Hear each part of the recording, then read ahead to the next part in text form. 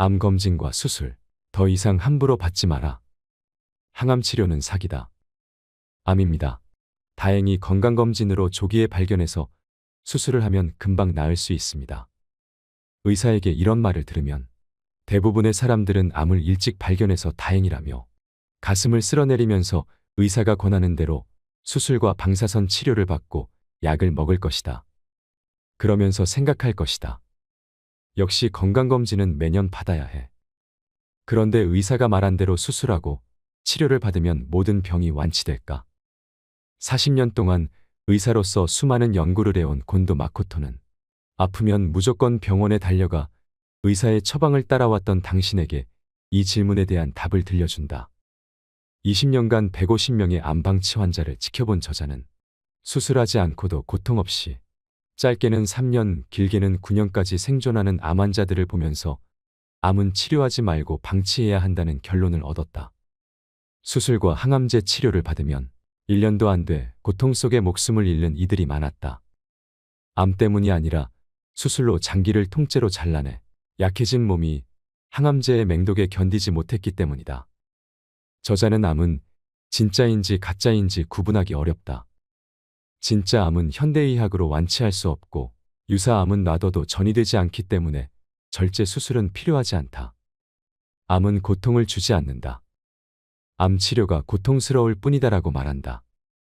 그러나 우리는 조금만 몸에 이상이 생겨도 병원으로 달려가 검진을 받고 암이 발견되면 조기에 절제를 하거나 항암제 치료를 받는다. 그로 인해 생겨나는 약해와 수술의 부작용은 오롯이 환자의 몫인데도 불구하고 말이다.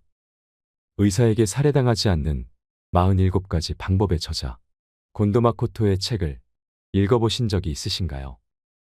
병보다 무서운 과잉 진료의 진실, 병원에 자주 갈수록 빨리 죽음을 맞게 되는 현실을 냉철하게 조언한 양심이사의 책입니다.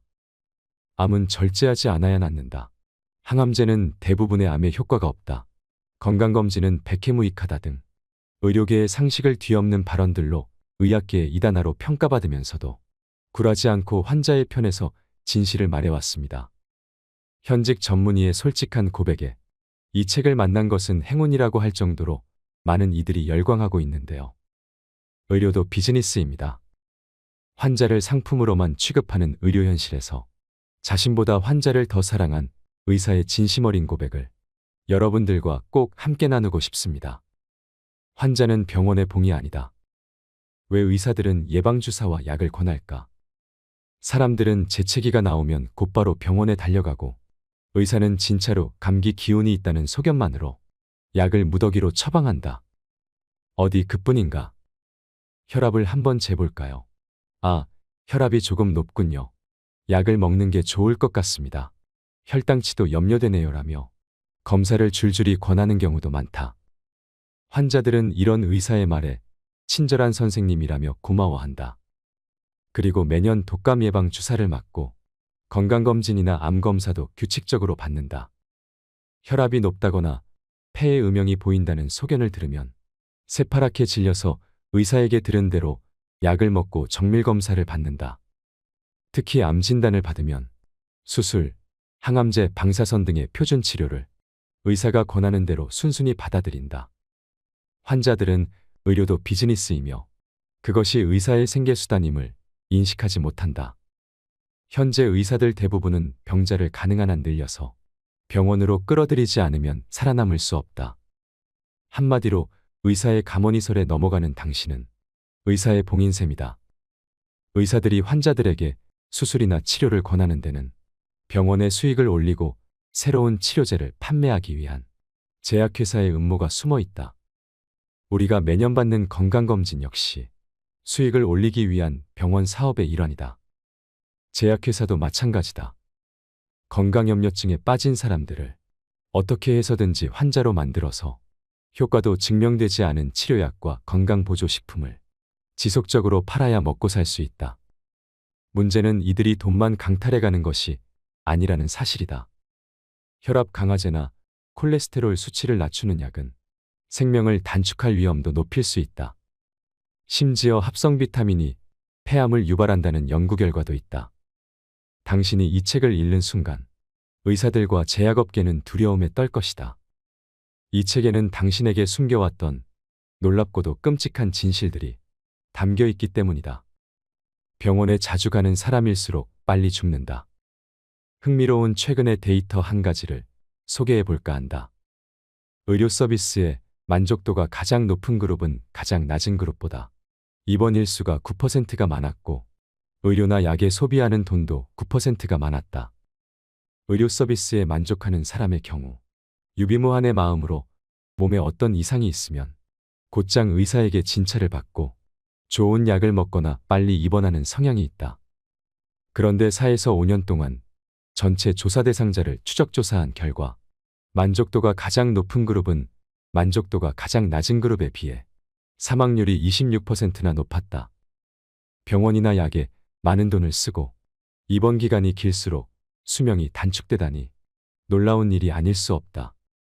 아마 의사회는 이런 결과를 세상에 밝히고 싶지 않았을 것이다. 의사 말을 절대적으로 믿어서는 안 된다. 40년 동안 의사로서 일을 해온 내가 무엇보다 자신있게 말할 수 있는 것은 병원에 자주 갈수록 약이나 의료행위로 수명이 단축되기 쉽다는 사실이다. 의사를 찾아가면 갈수록 검사를 자주 하게 되고 그 결과 이상이 발견되어 약을 먹거나 수술을 하게 된다. 암이 발견되면 수술, 항암제 그리고 방사선이 표준 치료 방식이라는 말로 다짜고짜 소중한 위나 자궁을 잘라내거나 죽을 만큼 고통스러운 항암제 치료를 하게 된다. 그 치료로 인한 스트레스도 엄청나고 그야말로 몸에 나쁜 일만 행할 뿐이다. 대부분의 약은 병을 고치는 힘은 없고 부작용은 크다.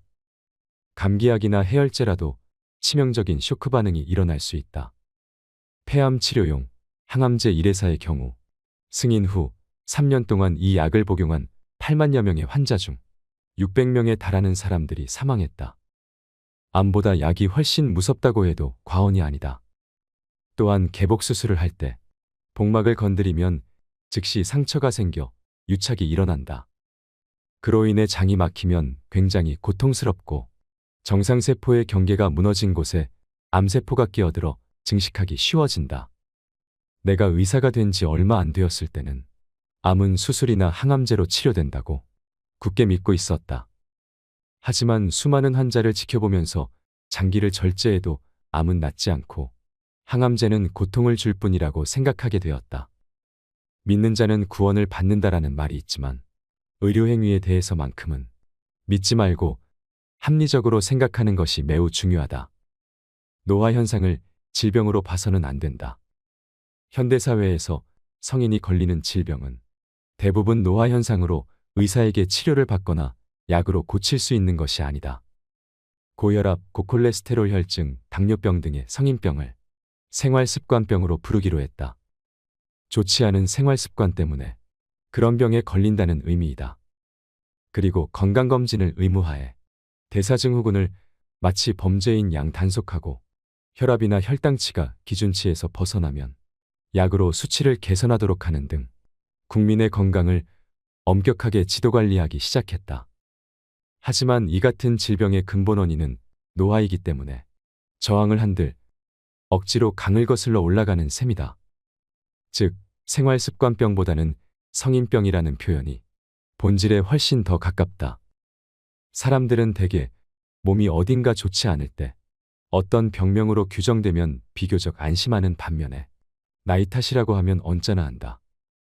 하지만 몸도 자연의 일부로 받아들이는 편이 좋다. 노화란 세포의 유전자에 상처가 생기고 그것이 축적되어 몸에 여러 가지 장애를 일으키는 육체적 변화이다. 앞에서 말한 성인병 외에 발목의 통증, 암과 부정맥, 골다공증과 갱년기 장애, 주름과 탈모, 치매 등이 전부 노화 현상으로 이 같은 진행이 빠른 사람은 20대부터 조금씩 몸의 이상을 느끼기 시작한다. 정도의 통증이나 불편함은 자연의 섭리이니 어쩔 수 없다라고 생각하고 그런 증상과 잘 사귀어 나가는 것이 합리적인 태도이다. 이런 증상을 함부로 약을 사용하여 억눌러서는 안 된다. 혈압 130은 위험 수치가 아니다. 혈압의 기준치는 각 질환별로 전문학회가 정하고 있는데 서로 담합해서 근거 없이 수치를 정하는 경향이 강하다. 특히 고혈압의 기준치 조작은 눈뜨고 지켜볼 수 없을 정도로 심각하다. 사실 고혈압은 90% 이상이 원인 불명이다. 혈압을 낮추었더니 사망률이 하락했거나 심장병이나 뇌졸중 같은 질환이 감소되었음을 검증해주는 실제 데이터는 아직까지 없다. 성인이 되면 동맥도 노화로 딱딱해져서 혈액을 흘려보내는 힘이 약해진다. 따라서 우리 몸은 나이를 먹을수록 혈압을 높이려고 한다. 뇌나 손발 구석구석까지 혈액을 잘 전달하기 위해서다. 이런 상태를 약으로 떨어뜨리면 지각이 둔해지거나 몸이 휘청거리게 된다. 핀란드의 한 연구팀이 75세부터 85세까지의 혈압 강화제를 먹지 않는 남녀 521명을 추적조사했는데 그 결과 80세 이상 그룹에서는 최고 혈압이 180 이상인 사람들의 생존율이 가장 높고 최고 혈압이 140 이하인 사람들의 생존율은 뚝 떨어졌다. 그런데도 우리는 최고 혈압이 130만 넘어가면 위험하다며 약을 권하고 있다. 기준치를 낮춘 결과 제약업계는 호황을 누리고 있다. 기준치를 슬쩍 손본 것만으로 매출이 6배로 증가한 것이다. 그야말로 혈압 상술의 대성공이라고 말할 수 있다. 또한 이 같은 기준치를 정하는 기준작성위원회 다수가 제약회사에서 거액의 기부금을 받고 있는 것도 문제이다. 콜레스테롤은 지금도 여전히 나쁜 성분으로 취급되지만 사실은 장수의 원료이기도 하다. 추적 조사한 결과 남성과 여성 모두 콜레스테롤 수치가 가장 낮은 그룹에 총사망률이 가장 높았다. 그리고 남성의 경우 혈중 콜레스테롤 수치가 높을수록 총사망률이 낮다는 명백한 결과가 나왔다. 그럼에도 불구하고 치료를 위한 기준치가 좀처럼 변하지 않고 있다. 콜레스테롤을 떨어뜨리는 약이 억 단위, 조 단위의 돈을 만들어내는 도깨비 방망이기 때문이다. 따라서 무조건 검사 수치를 보고 판단하지 말고 우리 몸의 힘을 믿어보는 것이 중요하다. 혈당치를 약으로 낮추면 부작용만 커진다. 흔히 당뇨병의 원인으로 여기는 스트레스, 술, 단 것이 직접적으로 병을 일으킨다는 확실한 증거는 없다. 당뇨병의 원인에 대해서는 아직까지도 풀리지 않은 의문점이 많다. 당뇨병이 무서운 것은 혈당치가 높으면 혈관이 손상되어 심근경색이나 뇌경색을 일으킬 위험이 높고 실명, 신장질환, 신경장애 등 심각한 합병증을 일으키기 쉽기 때문이다. 당뇨병에는 자각 증상이 없어서 심각한 증상이 나타난 뒤에는 완치가 어렵다. 이 때문에 건강검진에서 혈당치가 높게 나오면 의사들이 마치 큰일이라도 날 것처럼 겁을 주는 것이다. 하지만 약으로 혈당치를 낮추는 것은 훨씬 위험한 일임을 기억해야 한다. 약으로 혈당을 관리하는 경우 항상 몸이 나른하거나 초조하고 분노 조절이 잘 안 된다.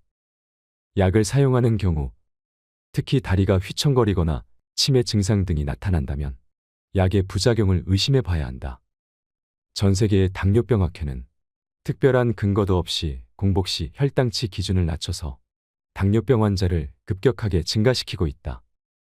당뇨병에 관한 운동 치료 데이터에 의하면 걷기, 자전거, 수영, 스트레칭 등의 유산소 운동이 혈당치를 떨어뜨리는데 매우 효과적인 것으로 나타났다.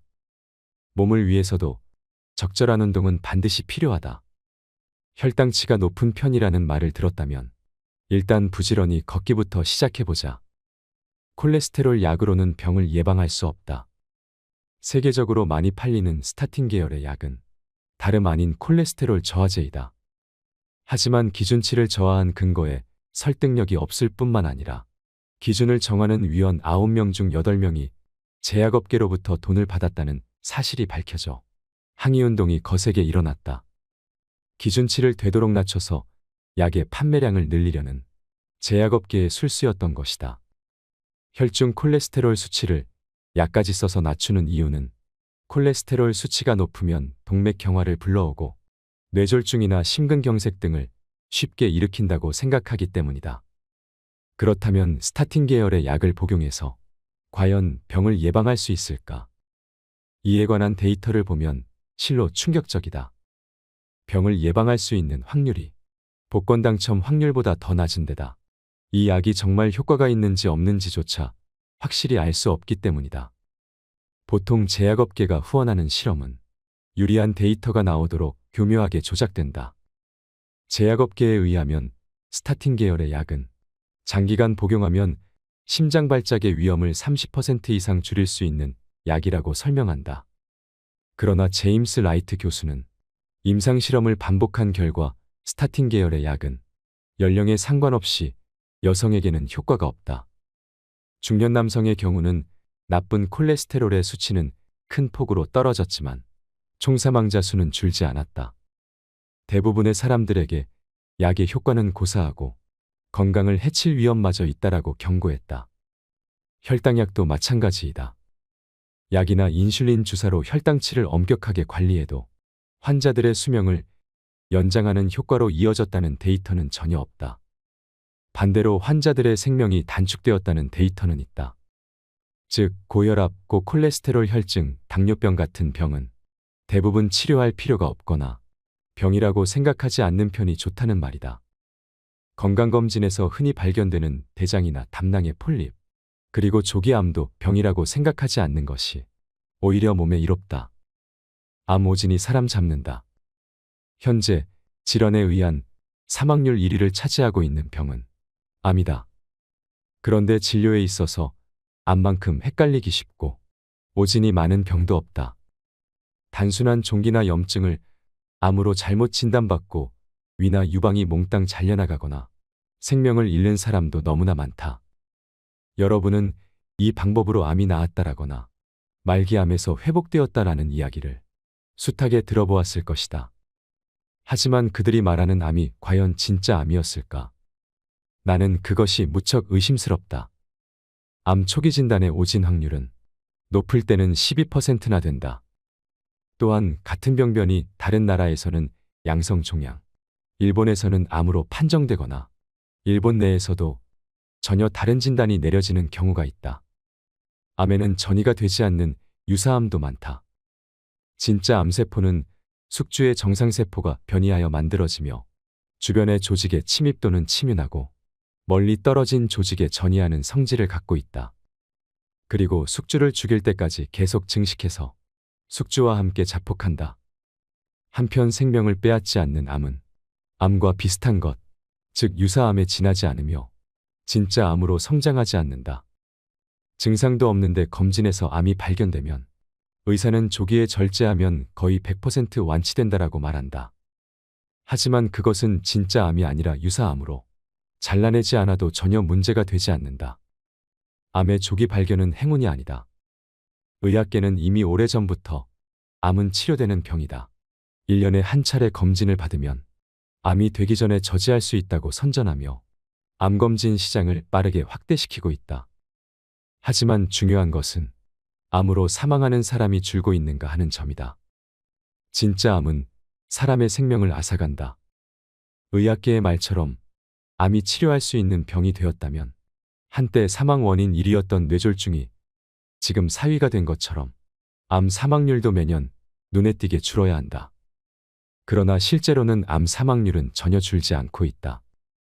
1960년대부터 50년이 지난 현재까지 암은 사망 원인 1위 자리를 계속 지키고 있다. 그 이유는 무엇일까? 그것은 암검진이 실제로 아무런 도움이 되지 않기 때문이다. 정밀하게 검사를 할수록 최신 첨단 기기를 사용할수록 암은 더 잘 발견되기 마련이다. 그러나 대부분은 암이 아니라 암과 비슷한 것으로 그것의 치료를 위해 수술을 시행하는 것은 오히려 몸을 고통스럽게 할 뿐이다. 예를 들어 50세를 넘긴 남성 사망자 2명 중 1명은 해부를 해보면 전립선암이 발견된다. 그것은 그냥 놔둬도 커지지 않는 잠재암이라는 말이다. 그런데 최근에는 검진에서 전립선암을 굳이 찾아내서 자각 증상도 없는 사람에게 수술로 절제할지 방사선 치료를 할지 결정하라고 압박한다. 수술의 후유증은 물론 방사선 치료로도 합병증이 일어나 심할 때는 인공항문을 달아야 하는 경우도 있다. 성인 3명 중 1명은 갑상선암으로 진단받게 될지도 모른다. 하지만 일본의 경우 갑상선암으로 죽는 사람은 암에 의한 총 사망자 수의 0.1%, 즉 연간 약 300명에 불과하다. 서양의 경우 폐암, 대장암, 유방암의 제비뽑기 실험이 여러 차례 행해진 바 있는데 검진을 해도 검진을 하지 않아도 사망률은 같다라는 결과가 나왔다. 일본에서는 1989년에 야스오카 마을이 암검진을 그만두었는데 이후 그 지역에서 암으로 인한 사망자 수가 눈에 띄게 줄어들었다. 이러한 결과로 추측할 수 있는 것은 검진을 받으면 불필요한 치료를 받고 수술 후유증이나 항암제 부작용, 정신적인 스트레스 등으로 빨리 죽는 사람이 많아진다는 점이다. 암 수술을 하면 사망률이 높아진다. 나을 가망이 없는데도 하는 수술, 다른 치료법이 명백히 효과적인데도 하는 수술, 수술 자체로 인해 환자의 수명이 단축되고 마는 사례가 빈번하게 발생하고 있다. 암 수술의 문제점 중 하나는 암은 절제하더라도, 즉 수술은 성공해도 수술 후의 장애로 사망할 위험이 매우 높다는 것이다. 환자가 암 수술 직후에 사망하는 일이 많은데도 재판에서 시시비비가 가려지는 경우가 극히 드문 것도 이상한 일이다. 수술 전에 암에 대한 공포심이 한껏 조장되기 때문에 유족이 암이었으니 어쩔 수 없다라고 포기하는 것일지도 모른다. 다른 병이나 부상도 마찬가지이지만 암으로 의사가 수술을 권할 때는 그 수술이 정말로 필요한지 철저하게 알아보고 결정해야 한다. 한 번의 CT 촬영으로도 발암 위험이 있다. 엑스레이 검사나 CT 검사 등에 의한 의료 피폭에는 무관심한 실정이다. 무엇보다 건강한 사람이 방사선에 대해 가장 조심해야 할 것은 방사선 검사이다. 방사선은 세포 속의 DNA를 무조건 손상시킨다. 촬영 시 노출된 방사선 양에 따라 차이는 나지만 반드시 발암에 영향을 미친다. 하지만 국가나 의료기관은 의료 피폭의 위험은 거의 없다는 식의 거짓말만 반복하고 있을 뿐이다. CT 검사의 피폭설량은 일반 X선 촬영의 200에서 300배나 된다. 단 한 차례의 CT 촬영으로 발암 사망 가능성이 있다는 말이다. 흉부에 국한된 CT 검사에서도 의료 피폭설량은 믿기지 않을 정도로 많은 것으로 나타났다. CT 검사로 인해 몸을 해치는 일이 없도록 부디 주의하기를 바란다. 의사를 믿을수록 심장병에 걸릴 확률이 높다. 요즘 질병의 조기 발견이나 예방, 조기 치료 등 예방의학이 대유행이다. 의학계 입장에서 어디가 아프거나 문제가 있어서 병원을 찾는 사람만 진찰하다가는 환자 수는 점점 줄어들기 때문에 건강하게 살고 있는 사람들로부터 병을 찾아내고 치료함으로써 업계의 번영을 꾀하고 있는 실정이다. 질병에 미리 대처해서 막는 의학이 아니라 환자를 끌어들이는 의학인 것이다. 연구에 따르면 의사들이 개입하여 심장질환 관리를 했던 그룹이 의사가 전혀 개입하지 않았던 그룹보다 심장질환으로 사망한 사람이 2배 이상이었다. 이러한 결과의 원인을 살펴보면 증상이 없는데도 고혈압이나 고콜레스테롤 등을 약으로 낮추면 수치는 개선되어도 심장에는 좋지 않다. 검사에서 병이나 이상이 발견되어 의사로부터 지도나 약 처방을 지속적으로 받으면 그것이 정신적 스트레스가 되어 심근경색이나 우울증으로 이어진다이다. 3종류 이상의 약을 한꺼번에 먹지 마라. 가능한 한 모든 약의 사용을 중단하라. 나는 모든 환자들에게 한 번에 3종류 이상의 약을 처방하는 의사는 믿지 말고 5종류 이상의 약을 한꺼번에 먹는 행위는 상당히 위험하다라고 누누이 강조하곤 한다.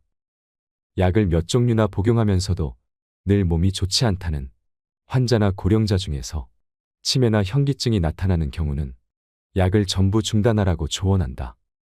약의 복용을 그만둬도 약효는 얼마간 지속되면서 자연스럽게 떨어지므로 금단 증상이 일어나는 일 없이 몸 상태가 거의 호전된다. 약은 독이다. 모든 약에는 부작용의 위험이 있다.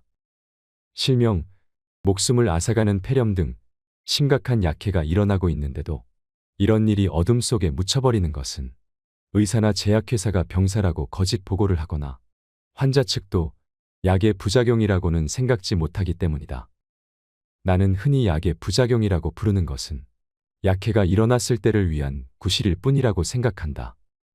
즉, 약의 작용은 전부 주작용이며 병을 치료하기는커녕 오히려 병을 가져오거나 악화시키고 최악의 경우 죽음에 이르게 하는 위험한 것이라고 생각한다. 감기에 걸렸을 때 항생제 먹지 마라. 감기에 걸리면 우리 몸은 기침이나 콧물로 바이러스를 몸 밖으로 몰아내고 체온을 높여 외부의 적과 맞서 싸우는 백혈구를 활발하게 활동하도록 한다. 이러한 기침과 열을 약으로 억누르는 것은 감기와의 싸움에 찬물을 끼얹는 격이다. 따라서 바이러스가 몸에 눌러앉아 감기가 좀처럼 낫지 않는다.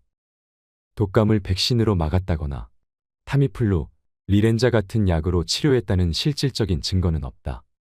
반면에 그 약해로 인한 뇌장애나 사망 사건은 헤아릴 수 없을 정도로 많이 일어나고 있다.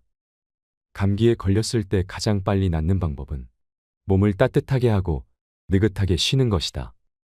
독감인 경우에도 유럽에서는 약을 처방하지 않고 일주일 동안 집에서 안정하라고 하는 의사도 적지 않다. 감기에 걸려 열이 40도까지 올라가더라도 열 때문에 뇌에 문제가 생길 염려는 없다. 오히려 해열제의 부작용에 의한 뇌장애나 사망 위험을 생각한다면 가능한 한 해열제를 피하는 것이 현명하다. 항생물질은 바이러스에는 효과가 없는 데다 그로 인해 내성균이 발생하는 등 골치 아픈 문제를 일으킨다. 따라서 가벼운 감기인데도 항생물질을 처방하는 의사는 가까이 하지 않는 편이 좋다. 항암 치료가 시한부 인생을 만든다. 최근에는 암으로 인한 시한부 6개월이나 3개월 선고가 유행하고 있는 듯하다. 하지만 다행스럽게도 의사가 말하는 환자의 여명 진단은 믿을 것이 못 된다. 어떤 환자는 폐암 사기로 온몸에 암이 전이된 상태였는데 각종 임상 데이터로 판단할 때 반년 이내에 50%가 사망하고 3년 생존율은 10%였다. 하지만 나는 늘 말해왔듯이 환자에게 전이가 되었어도 암에 의한 자각 증상이 없으면 당장 죽지는 않습니다. 바로 죽는 경우는 항암제 치료나 수술을 받았을 때뿐입니다. 라고 설명했다. 이에 그 환자는 늑골과 폐의 통증이 심할 때만 방사선 치료를 받고 그 외에는 어떤 치료도 받지 않았다. 심지어 좋아하는 담배를 계속 피우면서 그 후로 3년 9개월 동안이나 살다가 평온하게 눈을 감았다. 또 다른 환자는 자궁암 수술을 받고 얼마 후 림프절에 암이 재발했다. 당시 그녀는 산부인과 의사로부터 즉시 재수술하지 않으면 반년 내에 죽는다라는 말을 들었다고 한다. 하지만 그녀는 암이 재발한 상태 그대로 방치하기로 결정했다. 그 후 암은 반년 만에 크기가 2배가 되었지만 선고된 기간이 훨씬 지났는데도 지금까지 자각 증상도 없고 여전히 활기차게 생활하고 있다. 그녀는 웃으며 내게 말했다. 그 의사가 한 말은 거짓말이었어요. 의사의 시한부 진단을 믿을 수 없는 3가지 이유. 첫 번째 이유는 암의 성장 속도가 사람에 따라 다르기 때문이다. 두 번째는 암 병소가 사람의 생명을 앗아갈 정도로 성장하려면 의외로 시간이 많이 걸리기 때문이다. 세 번째는 암이 커지면서 성장 속도가 둔화되는 경우가 많기 때문이다. 여명 진단을 어느 정도 내릴 수 있는 것은 중요 장기들이 손상되어 기능이 떨어졌을 때다. 그러나 중요 장기에 전이가 되더라도 자각 증상이나 기능 부전이 없으면 그보다 훨씬 오래 살 수 있다. 이때도 항암제 치료를 하게 되면 바로 사망하는 경우가 있다. 항암제 치료를 받지 않으면 3개월밖에 못 살고 항암제 치료를 받으면 1년은 살 수 있다는 식으로 치료를 권하는 의사라면 당장 뒤도 돌아보지 말고 도망쳐 나오길 바란다. 암은 건드리지 말고 방치하는 편이 낫다. 암과 싸울수록 고통에 시달리다 죽는다. 자려면 암이 날뛴다는 속설이 있을 정도로 체내에 메스가 들어가면 정상세포의 경계가 무너진 곳에 숨어있던 암세포가 끼어들어 쉽게 증식한다. 게다가 지금 있는 암을 아무리 크게 잘라내도 그것이 진짜 암이라면 암은 사라지지 않는다. 발견되기 전에 이미 여기저기로 전이한 상태이기 때문이다. 항암제는 암 치료에 아무 소용이 없다. 흔히 항암제가 효과가 있다는 것은 암덩어리를 일시적으로 줄인다는 의미일 뿐이다. 그 암덩어리는 반드시 다시 커진다. 즉, 항암제가 효과가 있다는 것은 암을 치료하거나 좀 더 살게 된다는 말이 아니다. 암은 대부분 위암이나 폐암, 유방암처럼 덩어리로 이루어진 고형암으로 이런 암에는 항암제가 무의미하다. 즉, 항암제는 고통스러운 부작용과 수명을 단축시키는 효과밖에 없다는 말이다. 나는 많은 암 방치 환자를 지켜봐 왔지만 몇 개월 만에 사망한 사람은 한 명도 보지 못했다. 위암, 식도암, 간암, 자궁암 같은 암은 방치하면 통증 같은 증상으로 고통스러워하지 않아도 된다. 고통 속에 몸부림치면서 죽어가는 것은 불필요한 치료 때문인데 의사들은 가족에게 치료는 무서운 것임을 알려주지 않는다. 습관적으로 의사에게 약을 처방받지 마라. 항생제에 대한 세균의 내성이 강해지고 있다. 한국은 아주 심각한 병원 내 감염 국가이다. 세균이 내성화하면 그때까지 효과가 있던 약이 더 이상 듣지 않기 때문에 간단히 치료할 수 있는 증상도 악화되고 생명까지 위험해진다. 암방치 요법은 환자의 삶의 질을 높여준다. 편안한 죽음을 원한다면 암은 그냥 내버려둬라. 암은 치료하지 않으면 통증을 통제할 수 있고 그 결과 죽기 직전까지 치매에 걸리거나 의식불명 상태가 되는 일 없이 비교적 맑은 정신을 유지할 수 있다. 건강검진 등으로 암을 억지로 찾아내지 말고 만약 발견되더라도 치료하지 않으면 오히려 오래 살 수 있다. 편안하게 죽는다는 것은 자연스럽게 죽는 것이다. 무리한 연명치료로 환자를 고통스럽게 하지 마라. 주의해야 할 것은 수액주입이다.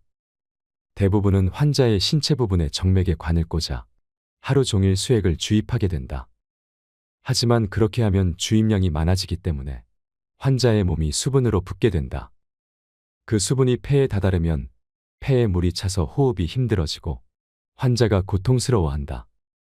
가족 입장에서는 어떻게든 영양을 공급해주고 뭐라도 해야 할 것 같은 마음에 수액 주입을 하는 경우가 많지만 그것은 환자를 익사시키는 것과 다를 바 없다. 수액 주입을 하지 말고 환자가 구목이 말라가듯 자연스럽게 숨을 거두게 하는 편이 낫다. 그것이 환자에게는 고통 없이 가장 편안하게 죽음을 맞을 수 있는 방법이다. 병원 측은 경제적인 목적이 있기 때문에 어차피 수액을 주입할 거면 무슨 약이라도 같이 넣어보자 라고 생각하는 의사가 많기 때문에 항생제까지 투여하는 경우도 있어서 환자가 더욱 고통을 겪게 된다. 환자를 위하는 마음에서 만들어낸 의료처치가 오히려 문제거리가 되는 일이 흔히 있다.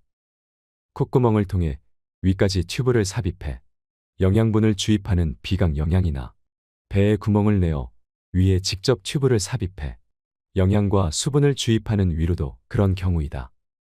몇 년씩 식물인간과 같은 상태로 살아가는 것이 무슨 의미인가? 편안하게 죽는다는 것은 자연스럽게 죽는 것이라고 생각한다. 암검진이 긁어 부스럼이 되는 5가지 이유. 1. 암의 정의 및 범위가 지나치게 넓다. 암검진은 하면 할수록 암이 발견되는 사람이 늘어난다. 그 중에는 오진도 많고 생명을 위협하지 않는 유사암이나 잠재암도 많이 포함되어 있다. 2. CT 검사 자체가 암을 유발할 수 있다. CT나 PET 등에 의한 암검진은 방사선 피폭설량이 많아서 단 한 차례의 검진으로도 발암 사망의 원인이 될 수 있다. 즉, 검사 자체가 발암을 촉진할 수 있다. 3. 진짜 암이라면 이미 전이된 상태이다. 검진을 정기적으로 받고 있는 사람들은 검진을 받지 않는 사람들보다 생명을 앗아가는 진짜 암을 빨리 발견할 수 있다. 하지만 그렇다고 운명이 바뀌는 것은 아니다. 진짜 암이라면 검진에서 발견될 정도의 크기가 되기 훨씬 전에 이미 전이가 시작된 상태이기 때문이다. 반면에 검진을 받지 않는 사람들은 암검진에서 발견될 암을 그냥 방치해두게 된다. 그러나 사망자 수는 검진을 받고 있는 그룹과 다르지 않다. 4. PET 검사는 피폭량이 많다. PET 검사는 CT 등의 검사로 발견하지 못하는 암 병소를 찾아내는 경우가 자주 있다. 하지만 그 병소는 이미 전이가 일어나고 있는 진짜 암이거나 유사암이므로 일찌감치 발견해도 수명은 늘어나지 않는다. 또한 PET는 방사성 동위원소를 사용하므로 피폭설량이 많아 한 차례의 검사로도 발암 원인이 될 수 있다. 5. 정밀한 검사를 할수록 유사암을 발견하게 된다.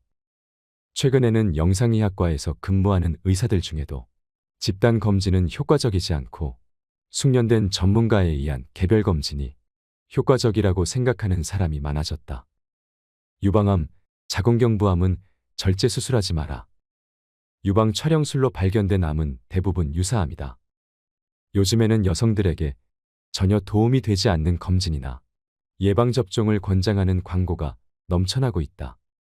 그 중에서도 눈에 띄는 것이 바로 1990년대부터 전 세계로 확산되고 있는 핑크리본 운동이다. 이 운동은 미국의 한 여성 잡지사와 화장품 회사가 유방암에 대한 경각심을 높여 여성들의 유방암으로 인한 고통과 희생을 줄여보자는 목적으로 시작한 계몽운동이다. 그러나 이 거창한 계몽운동을 비웃기라도 하듯 최근 10년 동안 유방암 발병률은 급증하고 있다. 또한 5만 명을 대상으로 실시한 캐나다의 한 연구조사에서는 오히려 총사망률은 검진 그룹이 좀 더 많다라는 결과가 나왔다.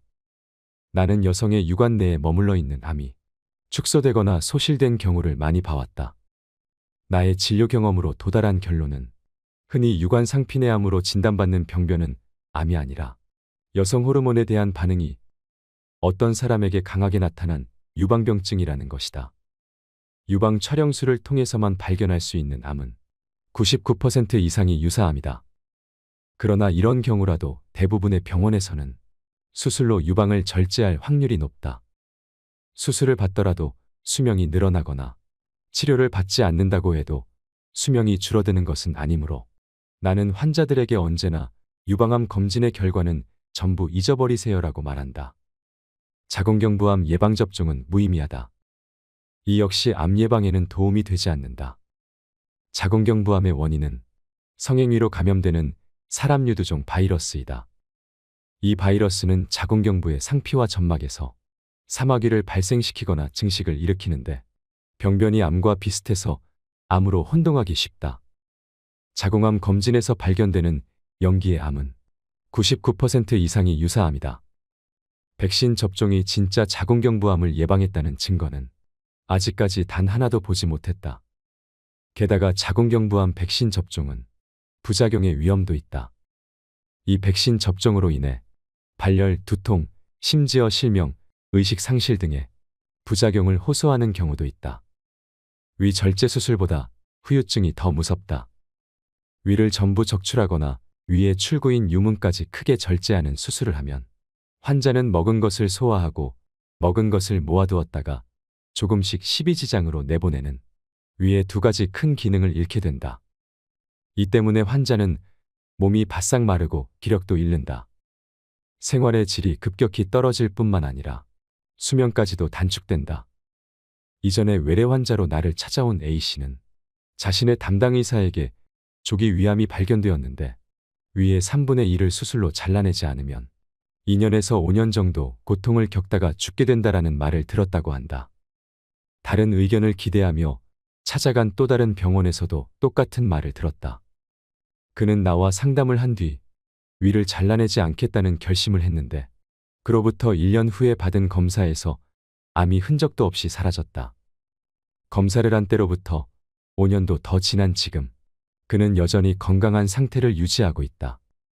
1cm 미만의 동맥류는 파열 가능성이 낮다. MRI나 뇌파검사 같은 뇌종합검진은 득보다 실이 많다. 세계 최초의 뇌영상 검사는 1988년 신경외과 의사가 개설했다. 그는 미파열 동맥류를 발견해 처치하면 뇌졸중을 줄일 수 있다라고 믿었다. 하지만 그것을 데이터로 입증하지는 못했다. 이와 관련해 신문에 한 가지 일화가 소개된 적이 있다. 65세의 여성이 뇌영상 검사를 받고 의사로부터 다음과 같은 이야기를 들었다고 한다. 뇌혈관에 볼록하게 부풀어 오른 뇌동맥류가 있습니다. 운이 나쁘면 당장 내일이라도 파열할지 모릅니다. 수술로 이것을 예방할 수 있습니다. 파열의 위험보다 수술의 위험이 훨씬 낮아요. 수술 받으시겠습니까? 수술을 선택한 그 여성은 수술 후 오른쪽 반신이 마비되고 언어에 장애가 왔으며 2년이 지나도록 혼자 힘으로는 일어나지도 못하고 있는 상황이라고 했다. 수술을 집도한 의사는 수술 후 수술은 하지 않았어야 했다. 파열 가능성은 1에서 2%밖에 되지 않았다라고 말했다고 한다. 미파열 동맥류 수술 자체가 치명적인 위험을 야기한다. 채소 주스, 면역요법 등 수상한 암 치료법에 주의하라. 의사들이 일반인을 대상으로 이 방법으로 암을 치료할 수 있다라고 주장하는 내용의 저서가 무수히 쏟아져 나오고 있다. 그러나 안타깝게도 전이암이 사라졌다거나 말기암의 증상이 나타나 죽음의 문턱까지 갔다가 다시 살아온 사람은 내가 진찰한 수백 명의 환자와 세계의 여러 논문을 봐도 한 사람도 없다. 실질적으로 암 진단에 꼭 필요한 병변의 일부를 채취해 현미경으로 세포를 조사하는 일조차 하지 않은 엉성한 에피소드가 지나치게 많았다. 예컨대 폐의 음영을 전이암으로 진단하고 자신의 요법을 권한 뒤 암이 사라졌다고 주장하는 식의 속임수가 얼마든지 가능한 것이다. 왜 수상한 암 치료법이 효과가 있는 것처럼 생각될까?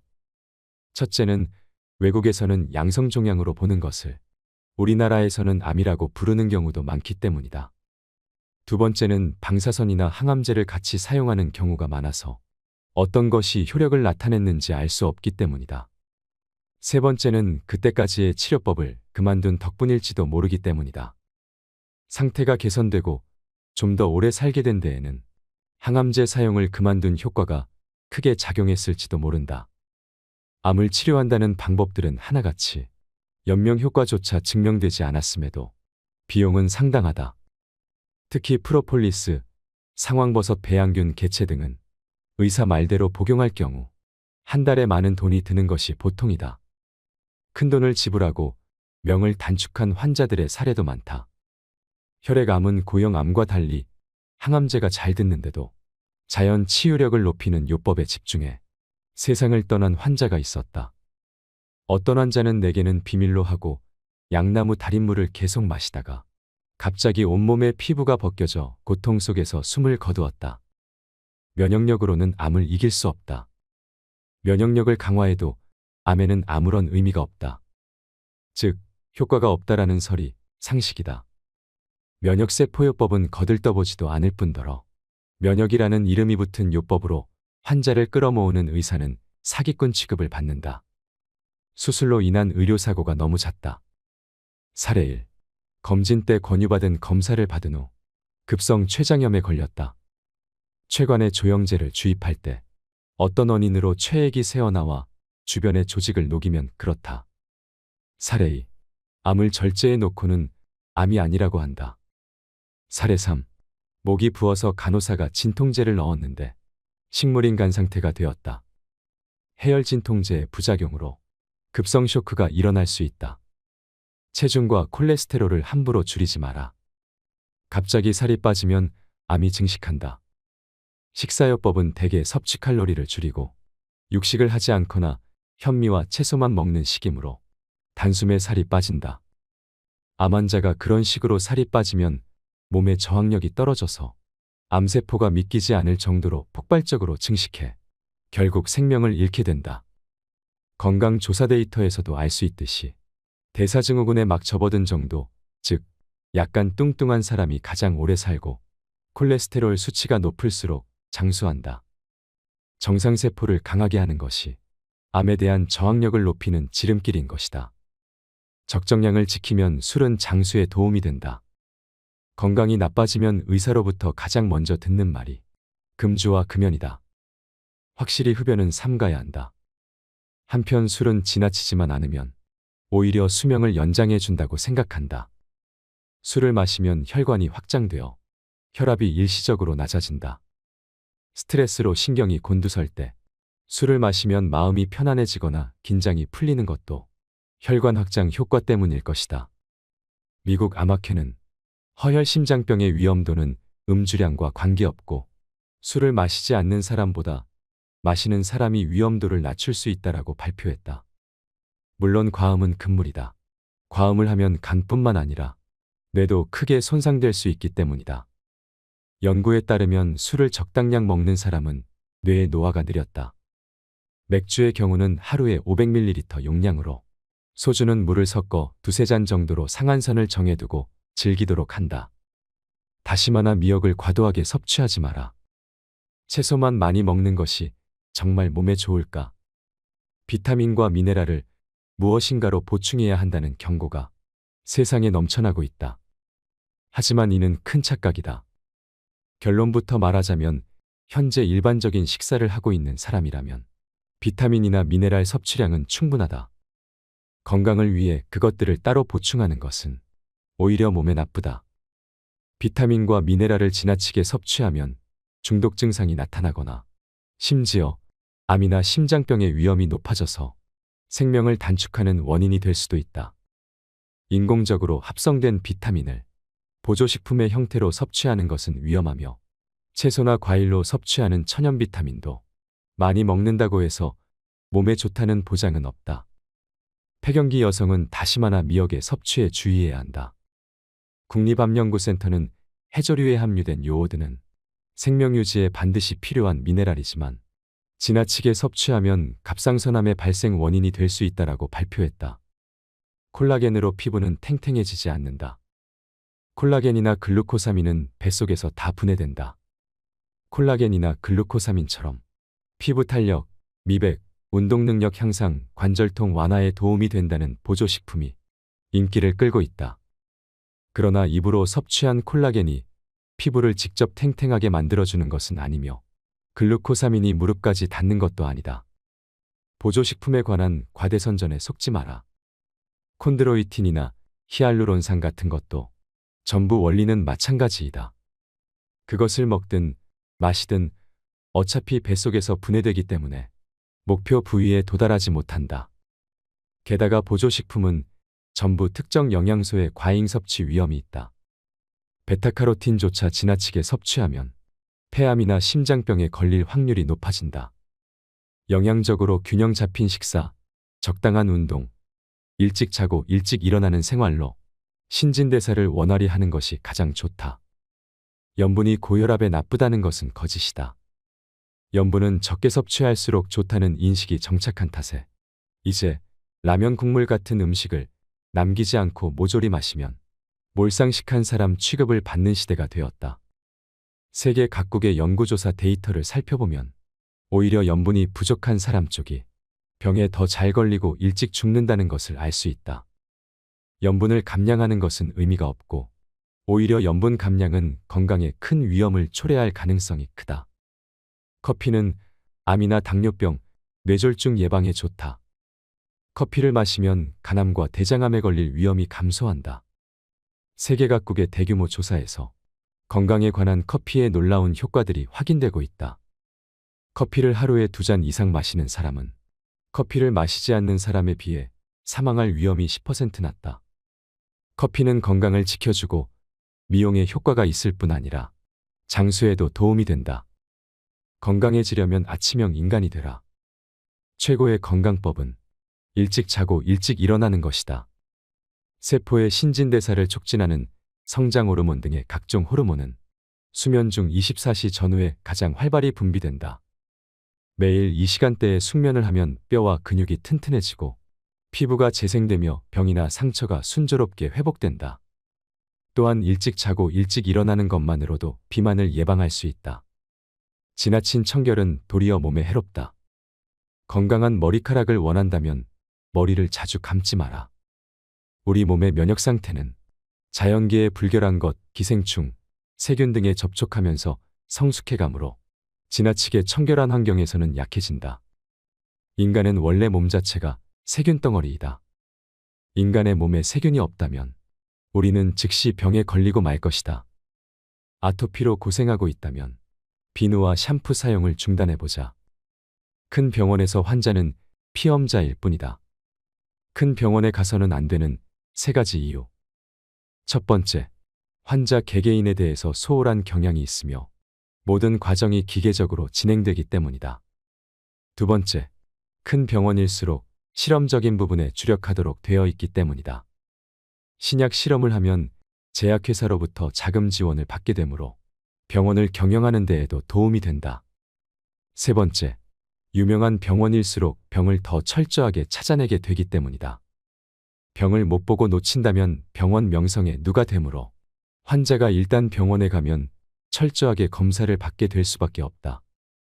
검사 항목에는 대부분 기준치라는 것이 있는데 건강한 사람이라도 80%가 병이 있거나 이상이 있게 되는 것이다. 스킨십은 통증과 스트레스를 줄여준다. 애정이 담긴 손길은 가장 단순한 방법이지만 의학이 아무리 진보해도 그 무엇으로도 대체할 수 없는 치료의 근본이다. 어른이 되어서도 스킨십은 스트레스와 불안을 해소하는데 절대적인 효과를 발휘한다. 입을 움직일수록 건강해진다. 혼잣말하는 것은 좋은 습관이다. 입으로 소리를 내면 스트레스가 해소된다. 웃음은 부작용이 없는 명약이다. 심박수나 호흡수가 늘어나 혈행이 좋아지고 횡격막이 상하로 크게 움직여 배근육과 등근육이 운동된다. 위장을 자극해서 배변도 원활해지며 심호흡 효과 등으로 자율신경과 호르몬의 균형이 바로잡혀 혈당치나 혈압이 안정되는 방향으로 작용한다. 노래를 부르는 것도 좋은 방법이다. 최근에는 치매 치료에 노래를 부르는 것이 효과가 있다고 해서 주목을 받고 있다. 손과 입을 많이 움직일수록 뇌도 활발히 활동한다는 것을 기억하라. 걷지 않으면 모든 것을 잃는다. 내 몸을 부지런히 사용하자. 근육은 자주 사용하면 나이가 들어도 계속 굵어지고 강해진다. 뇌신경세포도 계속 생각하고 무언가를 느끼면서 살면 100세가 되어서도 활발하게 활동한다. 반대로 사용하지 않는 근육은 즉시 약해지고 근육량도 줄어든다. 고령자의 경우 한 달 정도만 누워 지내도 대부분은 제 힘으로 걸을 수조차 없게 된다. 통증이 있다고 그 부분을 보호할 것이 아니라 충분히 움직여주는 편이 빨리 회복된다. 오십견도 마찬가지이다. 이때 아프다고 움직이지 않고 그냥 내버려두면 그대로 굳을 염려가 있다. 용기를 내어 통증이 심하게 느껴지는 방향으로 계속 움직여보자. 독감 예방접종은 하지 않아도 된다.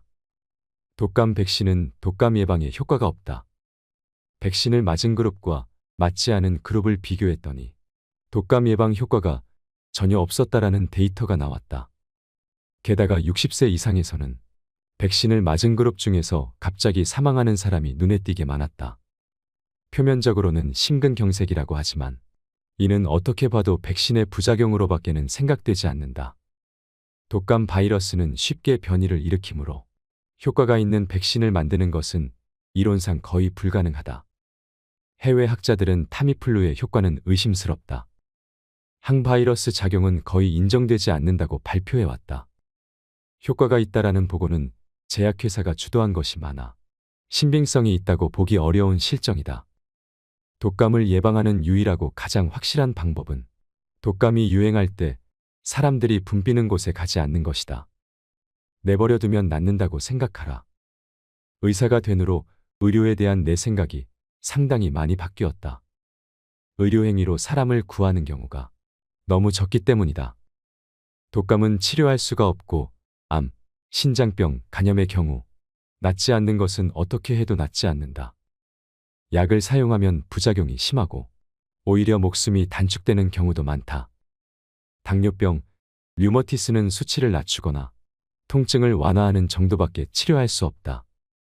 이런 맥락에서 의료행위와 관련하여 흥미로운 실화가 있다. 콜롬비아에 있는 의사들이 파업을 해서 사망률이 35%나 감소했다는 것이다. 같은 해 로스앤젤레스에서도 의사들의 파업이 있었는데 전체 사망률이 18% 감소했다. 파업이 끝나자 사망률은 파업 전의 수준으로 되돌아갔다. 병원에서의 입원 기간이 긴 것도 문제이다. 새끼손가락 뼈가 부러진 것뿐인데 필요도 없는 항생물질 수액을 맞느라 며칠이나 병원에 입원해 있다. 특히 고령의 환자는 입원을 하면 대부분 침대에 누워만 있기 때문에 근력이 떨어져서 머리가 금방 둔해진다. 이것은 치매로 이어지는 큰 원인이 된다.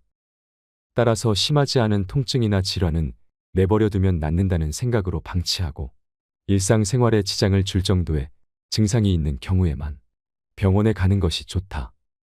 수술이나 입원을 권유받을 경우에는 정말로 그것이 필요한지 모든 정보를 찾아본 후에 결정하도록 한다.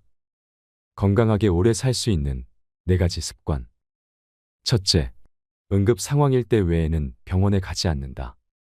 이것만으로도 검사로 인한 방사선 피폭이나 의미 없는 수술, 약해로 고통받거나 사망할 위험이 크게 감소한다. 둘째, 사전 의료 의향서를 작성한다. 의식을 잃었을 때 연명 치료에 대한 자신의 의사를 명확하게 기록으로 남기고 가족에게 전달한다. 셋째, 넘어지지 않도록 주의한다. 나이가 들면 몸의 균형을 잡기가 어려워서 쉽게 골절을 일으킨다. 그러면 그대로 몸져눕게 되면서 의식까지 단숨에 흐려지는 경우가 많다. 계단 오르내리기는 균형 감각을 돕는 좋은 훈련이므로 평소 계단을 이용하도록 하자. 다치지 않게 반드시 난간을 잡고 오르내리도록 한다. 넷째, 치매를 방지하기 위해 노력한다. 치매 환자를 보살피는 것은 너무나 힘든 일이므로 가족을 불행하게 하지 않기 위해서라도 손발을 부지런히 움직여 치매를 예방하도록 하자. 희로애락이 강한 사람일수록 치매에 안 걸린다. 치매는 흔히 고독병이라고 불린다. 하루 종일 혼자서 텔레비전만 보는 일상이 계속되면 순식간에 치매가 온다.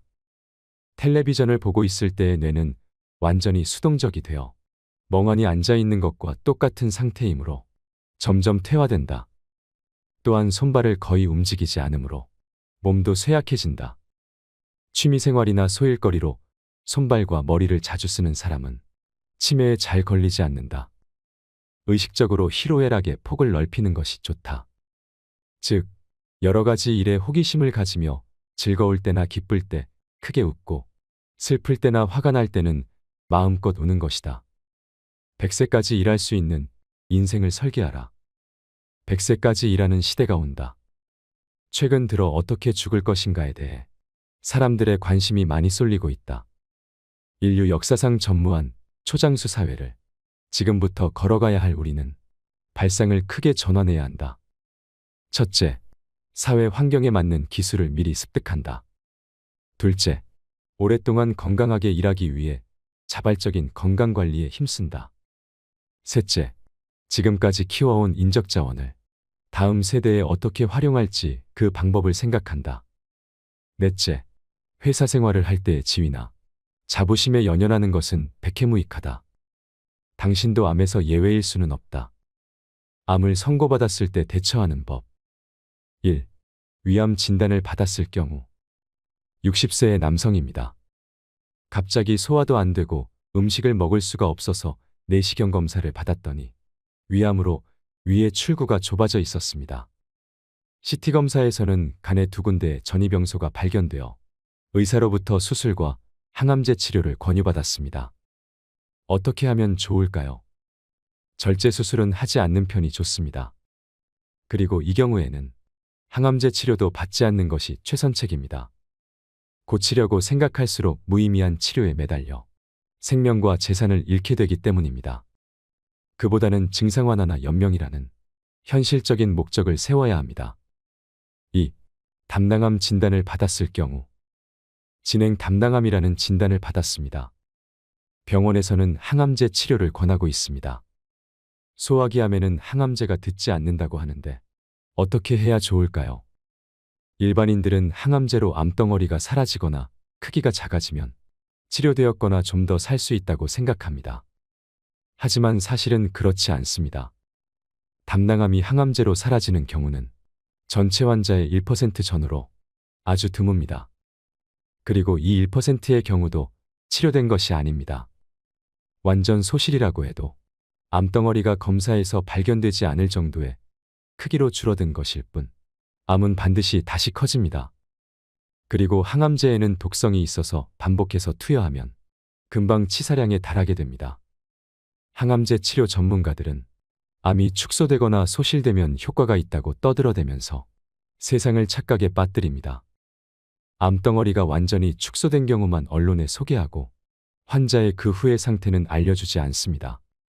나는 암이 사라졌다는 기사는 사기나 다름없다고 생각합니다. 자연사를 선택하면 평온한 죽음을 맞을 수 있다. A씨는 식도 부근에 암이 생긴 위암 환자로 임종에 가까웠을 때 먹지도 마시지도 않고 연명치료도 거부한 남성이다. 그가 치료를 받고 싶지 않다고 해서 상태를 지켜보고 있었는데 그는 암 선고를 받고 약 7년을 더 살았다. 마지막에는 암이 점점 커져서 식도가 거의 막히다시피 했다. 이런 경우 음식물이 통과하기 어려워 식욕이 떨어지는데 환자 본인은 그냥 그대로 놔두기를 원했다. 식도를 조금만 넓히면 음식물을 넘길 수 있어서 좀 더 살 수 있을지 모른다고 제안해 보았지만 환자는 예전에 수술로 고통받은 경험이 있어서 어떤 처치도 싫다며 거부했다.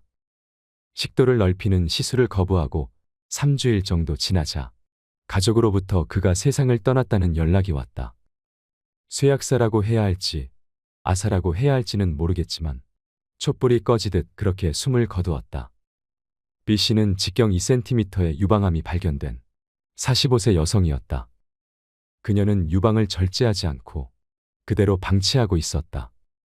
4년이 지나자 암이 20cm 크기로 증식해 유방 전체가 암으로 뒤덮여 피부가 새까맣게 변색했다. 하지만 이 정도로 심한 말기 증상이 나타나면서도 통증은 느끼지 않았다. 마지막에 그녀는 일어나지 못하고 누워 지내야 했지만 그때도 통증을 호소하지 않았다.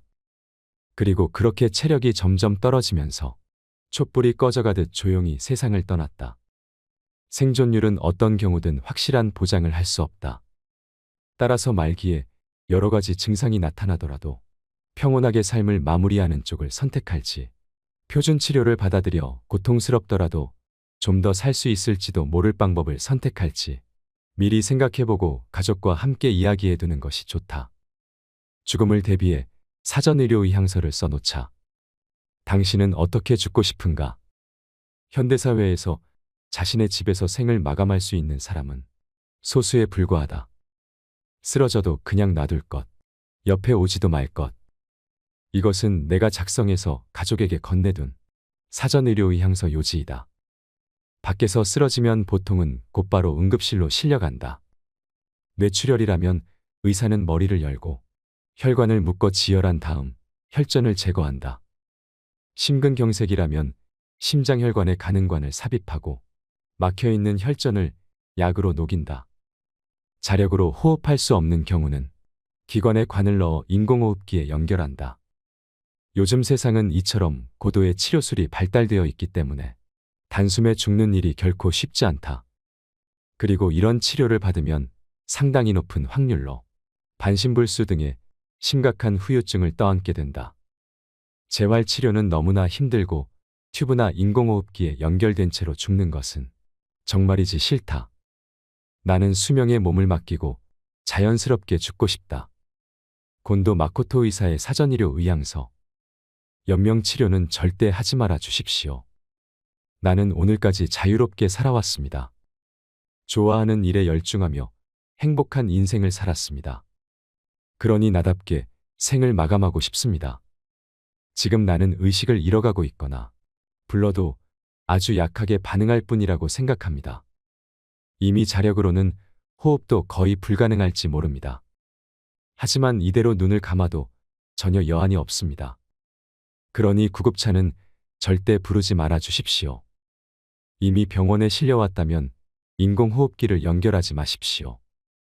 연결했다면 떼주십시오. 자력으로 먹거나 마실 수 없다면 억지로 음식을 입에 넣지 말아 주세요. 수액도, 튜브 영양도, 승합제, 수혈, 인공투석 등도 포함해 연명을 위한 치료는 그 어떤 것도 하지 말아 주십시오. 이미 하고 있다면 전부 중단해 주시기 바랍니다. 만약 내가 고통을 느끼고 있는 것 같다면 모르핀처럼 통증을 완화시키는 처치는 감사히 받겠습니다.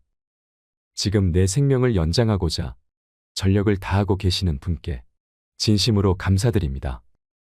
그러나 죄송하지만 나의 바람을 들어주십시오. 나는 이 문장을 냉정하게 생각한 후에 작성했으며 가족의 동의도 받았습니다. 연명치료는 일절하지 않았으면 좋겠습니다. 부디 마지막 소원을 들어주시기 바랍니다. 결코 후회하지 않을 것을 여기에 맹세합니다. 인간은 누구나 죽습니다. 단지 우리는 선택할 수 있을 뿐입니다. 병원에 돈을 갖다 바치면서 온몸에 수액을 맞으며 고통 속에서 죽어갈 것인지 아니면 사랑하는 사람들에게 둘러싸여 마지막 순간을 평온하게 맞을 것인지 말이죠. 저는 어차피 피할 수 없는 죽음이라면 평온하게 집에서 가족들의 보살핌을 받으며 죽어가는 것이 가장 행복한 죽음이라고 생각합니다. 우리는 공부해야 합니다. 모르고도 당하고 알고도 당하는 일은 앞으로는 없어야 합니다. 아픈 환자들이 병원과 제약회사의 마케팅 전략에 더 이상 속지 않기를 바랍니다. 어떤 주사나 약보다도 애정이 담긴 손길이 치료의 근본이며 사람들과의 친밀한 스킨십이 통증을 약화시키고 건강을 유지하게 해준다는 사실을 잊어서는 안 될 것입니다. 함께 해주시는 모든 분들이 마음의 상처와 아픔을 씻어내고 단 한 분이라도 고통 없이 편안한 죽음을 맞이할 수 있었으면 좋겠습니다. 이상으로 책틀맨이었습니다. 지혜를 쌓는 당신의 오늘이 아름답습니다. 더 좋은 영상으로 찾아뵙겠습니다.